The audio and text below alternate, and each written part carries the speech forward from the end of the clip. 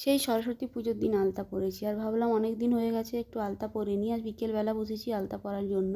আর আমার আলতা পরা দেখে আমার মেয়েও বসে গেছে, সেও নাকি আলতা পরবে, তো ওকেও পরিয়ে দিলাম একটু। আর ছোটোবেলাতে আমরাও এরকম করতাম জানো তো, মা জেঠিমারা যখন আলতা পরতো আমরাও বসে যেতাম আলতা পরার জন্য। তারপরে দেখো মেয়েকেও আলতা পরিয়ে দিয়েছি, কী সুন্দর লাগছে তাই না, ছোটো ছোটো পায়ে আলতা পরে।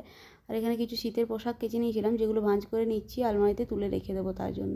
এখন তো ঠান্ডা অনেকটাই কমে গেছে, পাতলা কিছু থাকলেই কাজ চলে যাবে, তার জন্য এই মোটা মোটা জ্যাকেটগুলো কেচে ভাঁজ করে এখন রেখে দিচ্ছি, শুকিয়ে গেছে, ভাঁজ করে আলমারির মধ্যে সব তুলে রেখে দিচ্ছি। আর এদিকে সন্ধেও হয়ে এসছে, তার জন্য এগুলো জলদির মধ্যে ভাঁজ করে রেখে দিচ্ছি, আর এখন সন্ধেটা দিয়ে নেব। আর এদিকে সন্ধে দিচ্ছিলাম, তার মধ্যে তোমাদের দাদাভাইও ডিউটি থেকে চলে এসেছে। আর এখন আমি একটু লাল চা করে নিয়েছি, আর তার সাথে চানাচুর মুড়ি আর আচার তেল, আমরা একটু একটু সন্ধেবেলায় টিফিন করব। আর তারপর টিফিন করা কমপ্লিট, এখন রাত্রেবেলার জন্য সবজিটাও করে নিলাম, আর একটু বেগুন ভেজে নিয়েছি, রুটি করে নিয়েছি। তো আমরা এখন যাই ডিনার করি, আর তোমরা যাও আমার চ্যানেলটাকে সাবস্ক্রাইব করে দিয়েছো।